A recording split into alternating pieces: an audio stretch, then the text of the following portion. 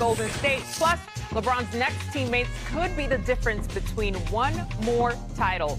Perk's big list explains how the Kings' next co-star could change everything. And the process has a new chapter. Is Jaylen Brown the key to solving Philly's biggest problem? Or does Embiid need to change his play style? We answer that right here on NBA Today. We are now on day 22 of LeBron being an official free agent, and still no decision has been made, according to Rich Paul. He spoke again today on what a pairing of LeBron and Steph would mean to the league. I will say this. Gotta go In the event that was to take place, the only thing missing is Michael Jackson's glove in terms of how big of a rock star. So what are we talking about here? Why are you? It's not my choice. It's not my choice. I don't have choice. You know how easy I don't have it is a choice to jump up to the Bay Area. No, I don't have here? a choice in it. Great. Let the man have his choice. All right, welcoming in our do-it-all analyst, Janae Agumake, NBA writer Anthony Slater, in person, IRL, and of course, the champ, Kendrick Perkins. Big Perk is with us today. What's up, everybody? Feeling good? Looking good, as always. As the world turns, another day in the soap opera. Truly, oh my God. Slater, I want to start with your reporting here. Where do the Warriors stand on LeBron being recruited over to the Bay? Did you hear Rich Paul start that with in the event?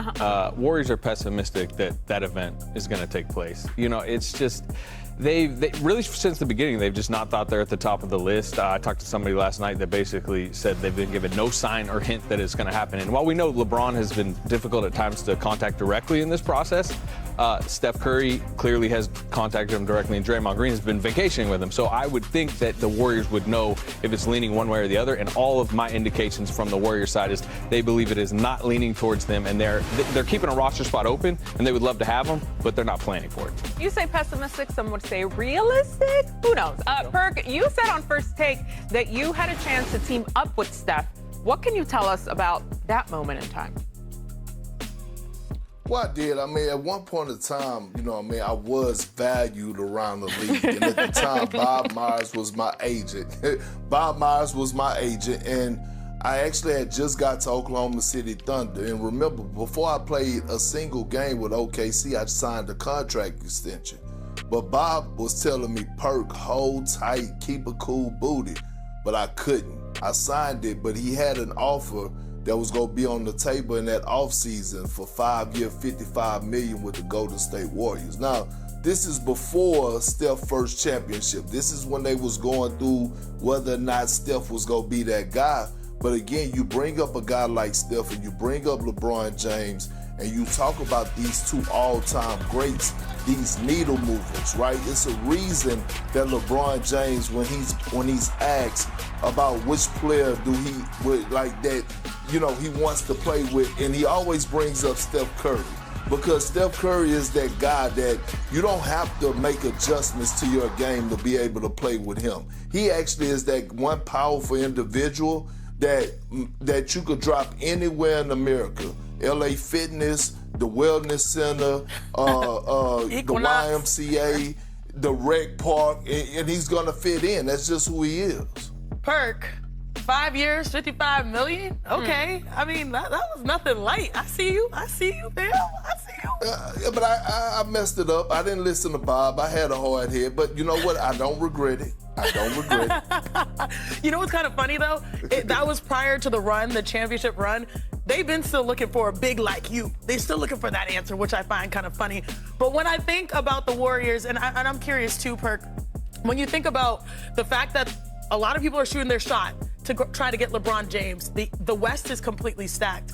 But if he does not go, as Slater says, I mean, this is still a squad that did pretty well when 100%. When Jimmy Butler, when Steph Curry, and when Draymond Green were playing, they were 44-20, which was the fourth best winning percentage amongst the NBA. So I know that's probably not going to get you over the Victor Wembanyama hump and the San Antonio Spurs or the Oklahoma City Thunder hump and Shai Gilgeous-Alexander, but they were competitive. So it's not like all is lost. It just sort of feels like this would put them over the edge later.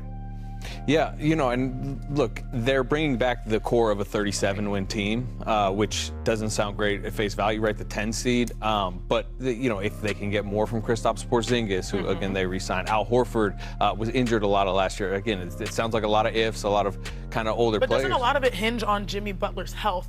Yes. The success of next year for Steph Curry and Golden State. Yeah, and I've talked to people that have been around Jimmy Butler recently. And they say he's about a little over 5 months from the ACL surgery. He's turned the corner a little bit in the last few weeks. He still can't unrestricted or run, sprint in a full line, but they feel like he's making progress, and there's probably an unfair burden being put on him to come back in the January-February range, 11, 12 months, and boost them mid-season considering he's 37. But he's a really confident individual. He is extension eligible in February, so there's some personal motivation. He'll be an unrestricted free agent next summer. I talked to him last month. I think we may have a quote right here coming up, but he's basically again as confident as ever, saying he expects to come back as the same player that he was when he left. And if you think about it, you mentioned it, I think they were on like a 12-2 run over 14 games, and he was averaging 20 a game. He said to me last month, "I'm right back to who I've always been. Probably better if we were to really talk about it. I know I'm still going to be a top player whenever I get back. I have a couple good years left in me, and we're going to ride it until the wheels fall off." So again, I'm not sure I would bet on it if I was the Warriors. And again, I don't expect them to leap in the Thunder Spurs tier. But if you can get that type of Jimmy Butler back, you're back in playoff-ish contention. Yeah, no, they're always in the mix no matter what. It's not a team that you can ever really fully sleep on. But what is the plan B if they don't get LeBron, Slater? Yeah, boring. I think stable. What I mentioned, the part of the Warriors' long-term plan is post-Steph right now. Let's just be honest. I know Steve Kerr came back. I know there's this belief, they're going to throw all the picks. It's all about the next couple years. It's not really all about the next couple years. Think about the way they have kept their books extremely clean.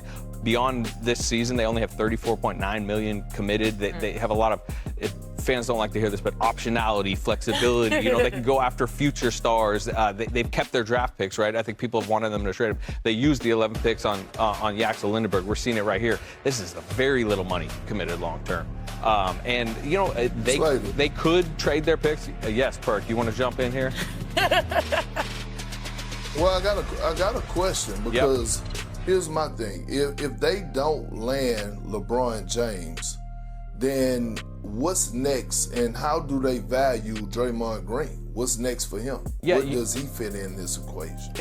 I fully expect him to come back. All expectations are he's going to come back. Part of him opting out and giving this $27.6 million player option back was to create the financial flexibility. If LeBron came, maybe he would get a 2-3 year deal with a little bit more security.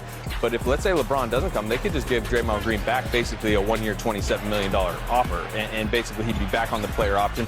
That keeps the Warriors' long-term financial flexibility and gives Draymond Green the payday he wants. And the organization and Draymond Green still want to be together, really for the entirety of his career. And the Golden State Warriors, they weren't just shooting their shot at LeBron James. I think that was a great question, Perk, but they also were in some ways trying to get Anthony Davis as well. What is the status on that? Because it seems like we were like, this could be amazing, the Avengers assembling, and it seems less likely as the days go on. Two problems. Number one, the Warriors have not been given any type of commitment from LeBron, like, hey, if you trade for Anthony Davis, I'm 100% coming your way. That's number one. And two, which is the bigger issue, the Washington